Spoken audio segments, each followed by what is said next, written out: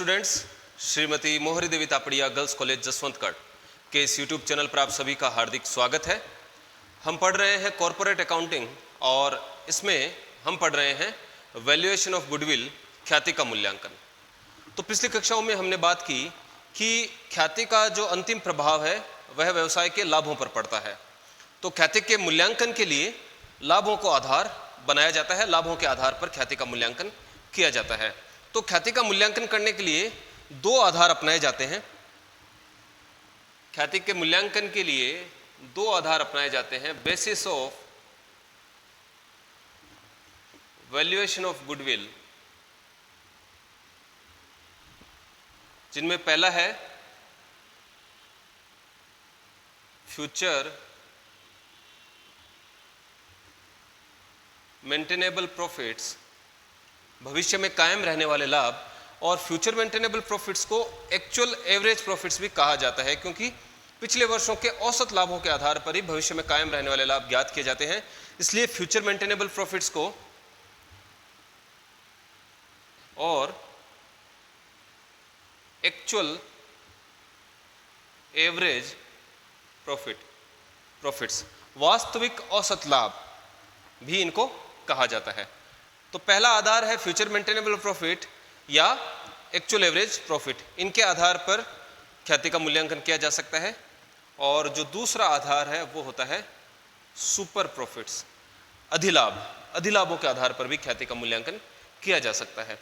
इनमें से future maintainable profits, भविष्य में कायम रहने वाले लाभों के आधार पर किस प्रकार से ख्याति का मूल्यांकन किया जाता है, ये हम पढ़ चुके हैं।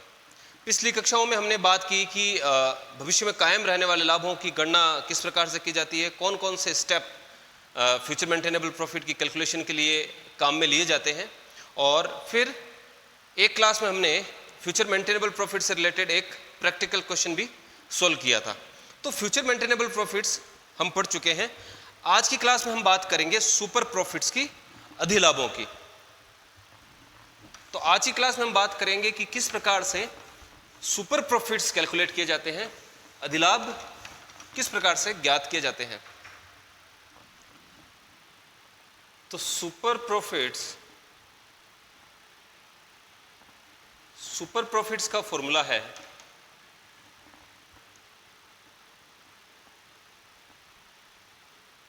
Future maintainable profits minus normal profits. अधिलाभों के आधार पर ख्याति का मूल्यांकन किया जाता है। तो जो व्यवसाय का क्रेता है वो ये तर्क देता है कि जितना पैसा मैं आपके व्यवसाय में लगाऊंगा, यानी कि जितनी पूंजी लगाकर मैं आपके व्यवसाय को खरीदूंगा, उतनी पूंजी अगर मैं और कहीं लगाता हूं तो उस पूंजी पर मैं कम से कम सामान्य दर से सामान्य लाभ तो कमा सकता हूं। तो नॉर्मल प्रॉफिट तो कमाया जा सकता है बाजार में। और आपके व्यवसाय से जो भविष्य में लाभ कमाए जाएंगे, उन लाभों का नॉर्मल प्रॉफिट्स पर क्या आधिक्य है, कितने आपके व्यवसाय के कारण जो लाभ कमाए जाएंगे वो सामान्य लाभों से, नॉर्मल प्रॉफिट से कितने अधिक हैं।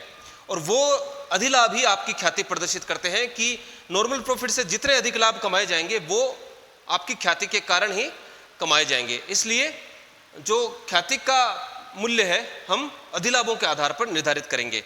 तो फ्यूचर मेंटेनेबल प्रॉफिट्स अगर सामान्य लाभों से अधिक हैं तो वे अधिलाभ कहलाते हैं, और अधिलाभ का कारण व्यवसाय की ख्याति होता है। तो सुपर प्रॉफिट्स कैलकुलेट करते हैं फ्यूचर मेंटेनेबल प्रॉफिट्स में से नॉर्मल प्रॉफिट घटाने के बाद में जो आधिक्य की राशि है वो सुपर प्रॉफिट्स, अधिलाभ कहलाती है, और अधिलाभों के आधार पर फिर ख्याति का मूल्यांकन किया जाता है। तो फ्यूचर मेंटेनेबल प्रॉफिट्स किस प्रकार से कैलकुलेट किए जाते हैं ये हम बहुत अच्छे से विस्तार से पिछली कक्षाओं में पढ़ चुके हैं। आज हम बात करेंगे नॉर्मल प्रॉफिट्स की। नॉर्मल प्रॉफिट्स, तो फ्यूचर मेंटेनेबल प्रॉफिट्स में से नॉर्मल प्रॉफिट घटाने के बाद में जो अमाउंट आता है वो सुपर प्रॉफिट कहलाता है। तो नॉर्मल प्रॉफिट कैसे ज्ञात किया जाता है? तो नॉर्मल प्रॉफिट के लिए फॉर्मूला है average capital employed into average capital employed into normal rate of return upon 100।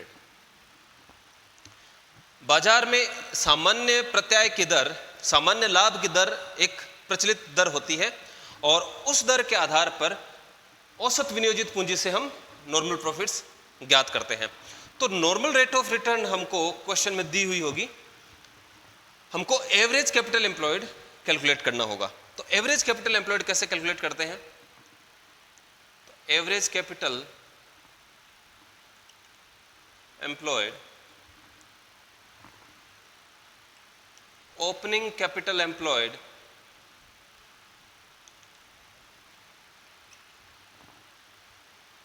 Plus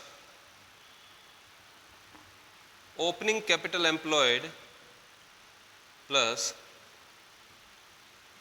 closing capital employed upon 2। वर्ष के प्रारंभ में जो प्रारंभिक पूंजी थी, प्रारंभिक विनियोजित पूंजी, और वर्ष के अंत में अंतिम विनियोजित पूंजी, इन दोनों का टोटल करके 2 का भाग लगा देते हैं तो औसत विनियोजित पूंजी ज्ञात हो जाती है। और औसत विनियोजित पूंजी पर, यानी कि वर्ष के दौरान कितनी पूंजी औसतन व्यवसाय में लगी हुई थी, विनियोजित की हुई थी, और उस पूंजी पर हम नॉर्मल रेट ऑफ रिटर्न से नॉर्मल प्रॉफिट्स ज्ञात कर लेते हैं। तो क्लोजिंग कैपिटल एम्प्लॉयड कैसे ज्ञात की जाती है, पहले हम बात करेंगे कि क्लोजिंग कैपिटल एम्प्लॉयड अंतिम विनियोजित पूंजी किस प्रकार से ज्ञात की जाती है, यानी कि व्यवसाय में कितना पैसा लगा हुआ है, व्यवसाय स्वामी का, उसके मालिक का कितना पैसा लगाया हुआ है। तो उसके लिए एक स्टेटमेंट बनाना पड़ेगा, कैलकुलेशन करनी पड़ेगी, स्टेटमेंट शोइंग कैपिटल एम्प्लॉयड, कि कितनी पूंजी व्यवसाय में लगी हुई है, यह हमको दर्शाना पड़ेगा। तो इसके लिए क्या करेंगे कि वैसे अगर देखा जाए मोटे तौर पर तो कैपिटल एम्प्लॉयड का मतलब होता है total assets minus outside liabilities, capital employed कहलाती है। यानी कि जो संपत्तियां व्यवसाय में लगी हुई हैं, उन संपत्तियों में से जो बाह्य दायित्व हैं, बाहर के जो दायित्व हैं, उनको अगर घटा दिया जाए तो जो शेष राशि बचती है वो पैसा, वो पूंजी व्यवसाय की खुद की है, व्यवसाय के मालिक की है, और वो व्यवसाय में लगाई हुई मानी जाती है। लेकिन इसको थोड़ा डिटेल में हम समझेंगे कि जो एसेट्स हैं, टोटल एसेट्स में कौन कौन सी एसेट्स, कौन कौन सी संपत्तियां शामिल की जाती हैं, और उन संपत्तियों का टोटल कर लिया जाता है, योग लगाया जाता है, और फिर उस टोटल में से जो दायित्व है, बाह्य दायित्व, आउटसाइड लायबिलिटीज, वो घटा दी जाती हैं, और जो शेष राशि बचती है वही कैपिटल एम्प्लॉयड कहलाती है। सबसे पहले हम संपत्तियों में लेंगे फिक्स्ड एसेट्स, स्थायी संपत्तियां। तो स्थायी संपत्तियों का बाजार मूल्य लिया जाएगा, क्योंकि जो व्यवसायी है वो अपने व्यवसाय को बेच रहा है, तो जो संपत्तियां व्यवसाय में लगी हुई हैं उनका वर्तमान बाजार मूल्य क्या है, वसूली मूल्य क्या है, वो लिया जाता है कैपिटल एम्प्लॉयड ज्ञात करने के लिए। क्योंकि आज की डेट में जिस दिन व्यवसाय को बेचा जा रहा है उस दिन उन संपत्तियों का मूल्य क्या है, वसूली मूल्य क्या है, उस पर ये फिक्स्ड एसेट्स ली जाती है। तो फिक्स्ड एसेट्स ली जाती है एट रियलाइजेबल वैल्यू, इनके वसूली मूल्य पर, इनके बाजार मूल्य पर। अगर क्वेश्चन में बाजार मूल्य या वसूली मूल्य नहीं दिया गया हो स्थायी संपत्तियों का, तो फिर ऐसी स्थिति में हम संपत्तियों का अप्लिकित मूल्य, रिटन डाउन वैल्यू, यानी कि पुस्तक मूल्य लेते हैं कैपिटल एम्प्लॉयड ज्ञात करने के लिए। तो संपत्तियों में सबसे पहले स्थायी संपत्तियां हम लेंगे, और स्थायी संपत्तियों को वसूली मूल्य पर, यानी कि बाजार मूल्य पर हमको लेना है विनियोजित पूंजी ज्ञात करने के लिए।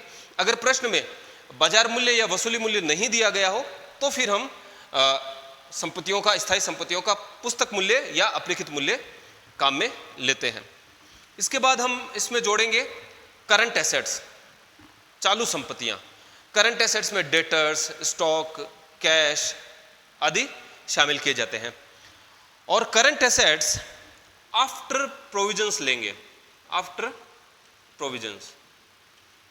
उदाहरण के लिए मान लीजिए कि अगर जो डेटर्स हैं उनके लिए प्रोविजन बनाना हो, प्रावधान करना हो संदिग्ध ऋणों या डूबत ऋणों के लिए, तो ऐसा प्रोविजन करने के बाद जो संपत्तियां बचती हैं वो हम कैपिटल एम्प्लॉयड की कैलकुलेशन में लेंगे। एसेट्स लेंगे लेकिन प्रोविजंस करने के बाद, आफ्टर प्रोविजंस हम इनको लेंगे। ट्रेड इन्वेस्टमेंट्स, व्यवसाय में दो प्रकार के विनियोग हो सकते हैं, ट्रेड इन्वेस्टमेंट और non trade investments. Non trade investments यानी कि ऐसे विनियोग जो व्यवसाय के बाहर अन्य कहीं लगाए हुए हैं, और ट्रेड इन्वेस्टमेंट्स ये व्यापारिक विनियोग होते हैं। तो व्यापारिक विनियोगों को ही केवल कैपिटल एम्प्लॉयड की कैलकुलेशन में शामिल करेंगे। नॉन ट्रेड इन्वेस्टमेंट्स को हम कैपिटल एम्प्लॉयड की कैलकुलेशन में शामिल नहीं करेंगे, क्योंकि नॉन ट्रेड इन्वेस्टमेंट ऐसे विनियोग व्यवसाय में नहीं लगाए हुए हैं, अन्यत्र कहीं बाहर कहीं विनियोजित किया हुआ पैसा होता है, इसलिए हम इसको व्यवसाय में विनियोजित पूंजी ज्ञात करते समय नॉन ट्रेड इन्वेस्टमेंट्स को शामिल नहीं करते, केवल ट्रेड इन्वेस्टमेंट्स को ही शामिल करते हैं। और क्वेश्चन में ऐसा स्पष्ट दिया हुआ होगा कि कौन से व्यापारिक विनियोग हैं और कौन से गैर व्यापारिक विनियोग हैं। इनटेंजिबल एसेट्स, अदृश्य संपत्तियां, अदृश्य संपत्तियों को भी हम कैपिटल एम्प्लॉयड की कैलकुलेशन करते समय शामिल करते हैं। अदृश्य संपत्तियों में जैसे कॉपीराइट, पेटेंट, ट्रेडमार्क्स, इनको शामिल करते हैं। और अगर अदृश्य संपत्तियों का कोई वसूल्य मूल्य हो, रियलाइजेबल वैल्यू हो, तभी इनको शामिल किया जाता है।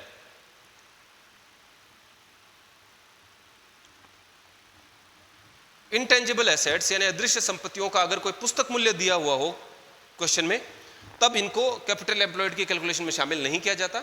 लेकिन अगर इनका वसूली मूल्य दिया गया हो, रियलाइजेबल वैल्यू दी गई हो, तो हम इंटेंजिबल एसेट्स को कैपिटल एम्प्लॉयड की कैलकुलेशन में शामिल करते हैं। अगर प्रश्न में गुडविल दी गई हो, गुडविल की वैल्यू दी गई हो, बैलेंस शीट में गुडविल दिखाई गई हो, तो गुडविल को शामिल नहीं किया जाता कैपिटल एम्प्लॉयड की कैलकुलेशन में, क्योंकि गुडविल की वैल्यूएशन तो हम करने जा रहे हैं, इसलिए गुडविल को यहाँ शामिल नहीं किया जाएगा।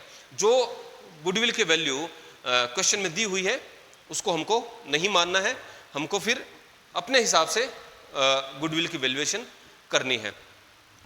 तो इनटेंजिबल एसेट्स का अगर रियलाइजेबल वैल्यू, वसूली मूल्य दिया गया है, तो कैपिटल एम्प्लॉयड की कैलकुलेशन में इनको शामिल करते हैं, लेकिन गुडविल को शामिल नहीं करते। इन सब का टोटल कर लिया जाता है, fixed assets, current assets, trade investments और इंटेंजिबल एसेट्स, इन सब की राशियों का टोटल कर लिया जाता है, और उस टोटल में से फिर आउटसाइड लायबिलिटीज घटाई जाती है। तो आउटसाइड लायबिलिटीज में सबसे पहले ऑल करंट लायबिलिटीज, सभी जो चालू दायित्व हैं वो घटा दिए जाते हैं। चालू दायित्वों में creditors, bills payables, provision for tax, इस प्रकार से चालू दायित्व घटाए जाते हैं। तो सभी चालू दायित्व घटा दिए जाते हैं। उसके बाद सभी दीर्घकालीन दायित्व, दीर्घकालीन दायित्वों में जैसे अगर किसी बैंक से लोन लिया हो, किसी वित्तीय संस्था से अगर ऋण लिया हुआ है, और ऋण पत्र, डिबेंचर्स, डिबेंचर्स भी लॉन्ग टर्म लायबिलिटीज में शामिल किए जाते हैं। ऋण पत्र, डिबेंचर्स भी एक तरह से आउटसाइड लायबिलिटीज हैं, क्योंकि हमने जनता से पैसा उधार लिया हुआ है, इसलिए ये एक आउटसाइड लायबिलिटीज है, पूंजी में इसको शामिल नहीं किया जा सकता। तो जब हम ऑल लॉन्ग टर्म लायबिलिटीज घटाते हैं तो इसमें डिबेंचर्स भी शामिल किए जाते हैं। तो अगर किसी बैंक से ऋण लिया है, वित्तीय संस्था से ऋण लिया है, और ऋण पत्र अगर है या कोई अन्य प्रकार के कोई दीर्घकालीन ऋण है, तो इनको लॉन्ग टर्म लायबिलिटीज में शामिल किया जाता है। इसके बाद है फंड्स फॉर फ्यूचर लायबिलिटीज, भविष्य के दायित्व के संबंध में अगर कोई कोष स्थापित किए गए हैं, जैसे ग्रेच्युटी फंड है, प्रोविडेंट फंड है, वर्कमैन कंपेंसेशन फंड है, यानी कर्मचारियों के संबंध में अगर कोई दायित्व उत्पन्न होना है भविष्य में, उसके संबंध में अगर कोई कोष स्थापित किए गए हैं, तो उनको भी हम घटा देते हैं आउटसाइड लायबिलिटीज मानकर। अगर क्वेश्चन में प्रपोज्ड डिविडेंड दिया हुआ हो करंट लायबिलिटीज में, जैसे proposed equity share dividend, proposed preference dividend, या फिर इन प्रपोज्ड डिविडेंड पर डिविडेंड डिस्ट्रीब्यूशन टैक्स अगर क्वेश्चन में दिया हुआ हो, तो इनको हम आउटसाइड लायबिलिटीज मानकर कैपिटल एम्प्लॉयड की कैलकुलेशन करते समय नहीं घटाते, क्योंकि जो प्रस्तावित लाभांश है, चाहे समतांशधारियों को हो या पूर्वाधिकार अंशधारियों को हो, प्रस्तावित लाभांश बाह्य दायित्व नहीं है, ये अंशधारियों के संबंध में, व्यवसाय के मालिकों के संबंध में ही ये दायित्व है, तो इसलिए इसको बाह्य दायित्व आउटसाइड लायबिलिटीज नहीं माना जाता। तो करंट लायबिलिटीज घटाते समय हम प्रपोज्ड डिविडेंड या फिर प्रपोज्ड डिविडेंड पर जो डिविडेंड डिस्ट्रीब्यूशन टैक्स की जो दायित्व उत्पन्न हुआ है उसको हम नहीं घटाते। आयकर के लिए प्रावधान प्रोविजन फॉर टैक्स को हम करंट लायबिलिटीज मानकर घटा देते हैं। तो इस प्रकार से बाह्य दायित्व में current liabilities, long term liabilities और फंड्स फॉर फ्यूचर लायबिलिटी शामिल किए जाते हैं और इनका टोटल करके जो एसेट्स का टोटल आया था उसमें से घटा दिया जाता है और जो राशि प्राप्त होती है वो व्यवसाय में विनियोजित पूंजी कहलाती है, कैपिटल एम्प्लॉयड कहलाती है। अगर वर्ष के अंत की बैलेंस शीट यानी कि जो वर्ष की अंतिम तिथि है 31 मार्च की बैलेंस शीट के आधार पर अगर हमने ये कैपिटल एम्प्लॉयड कैलकुलेट की है तो ऐसी capital employed closing capital employed कहलाती है। तो सामान्यतः हमको क्वेश्चन में जो बैलेंस शीट दी हुई होगी वो वर्ष के अंत की दी हुई होगी, 31 मार्च की दी हुई होगी और उस बैलेंस शीट के आधार पर जो हम कैपिटल एम्प्लॉयड कैलकुलेट करेंगे वो क्लोजिंग कैपिटल एम्प्लॉयड कहलाएगी। तो क्लोजिंग कैपिटल एम्प्लॉयड की गणना इस प्रकार से की जाएगी। अब हमको ज्ञात करनी होगी ओपनिंग कैपिटल एम्प्लॉयड। तो क्लोजिंग कैपिटल एम्प्लॉयड में से उस वर्ष का, चालू वर्ष का कर के बाद का लाभ यानी कि current years profit after tax अगर घटा दिया जाए तो ओपनिंग कैपिटल एम्प्लॉयड प्राप्त हो जाती है, क्योंकि वर्ष के शुरुआत में जो पूंजी थी उसमें वर्ष के दौरान कमाया हुआ लाभ अब जुड़ गया होगा और उसके बाद जो हमने क्लोजिंग कैपिटल एम्प्लॉयड ज्ञात की है उसमें और ओपनिंग कैपिटल एम्प्लॉयड में केवल इतना ही अंतर है कि वर्ष के दौरान कमाया गया लाभ इसमें शामिल है, जुड़ा हुआ है। इसलिए अगर क्लोजिंग कैपिटल एम्प्लॉयड में से हम चालू वर्ष का लाभ घटा देते हैं तो हमको ओपनिंग कैपिटल एम्प्लॉयड प्राप्त हो जाती है। तो क्लोजिंग कैपिटल एम्प्लॉयड की गणना इस प्रकार से की जाती है और opening capital employed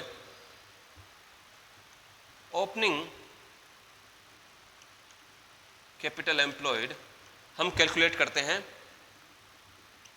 closing capital employed minus current years profit after tax. तो अंतिम विनियोजित पूंजी क्लोजिंग कैपिटल एम्प्लॉयड में से चालू वर्ष का कर के बाद का लाभ यानी current years profit after tax घटा देंगे तो ओपनिंग कैपिटल एम्प्लॉयड ज्ञात हो जाएगी और ओपनिंग कैपिटल एम्प्लॉयड और क्लोजिंग कैपिटल एम्प्लॉयड इन दोनों के टोटल में 2 का भाग लगा देंगे तो एवरेज कैपिटल एम्प्लॉयड औसत विनियोजित पूंजी ज्ञात हो जाएगी। यानी कि इतनी पूंजी औसतन पूरे वर्ष भर व्यवसाय में विनियोजित रही और इस औसत विनियोजित पूंजी पर नॉर्मल रेट ऑफ रिटर्न से इतना लाभ कमाया जा सकता था जो सामान्य लाभ नॉर्मल प्रॉफिट्स कहलाता है। अब ये नॉर्मल प्रॉफिट्स तो जो है नॉर्मल रेट ऑफ रिटर्न से बाजार में प्रचलित सामान्य प्रत्यय की दर से जो व्यवसाय में आपने औसत पूंजी विनियोजित कर रखी है उस पर कमाया जा सकता है, लेकिन इतनी पूंजी व्यवसाय में लगाने से व्यवसाय से कितने लाभ हो रहे हैं, किसी पुराने स्थापित व्यवसाय से कितने भविष्य में लाभ होंगे, वो फ्यूचर मेंटेनेबल प्रॉफिट्स कहलाते हैं। और फ्यूचर मेंटेनेबल प्रॉफिट्स किस प्रकार से कैलकुलेट किए जाते हैं ये हम पढ़ चुके हैं।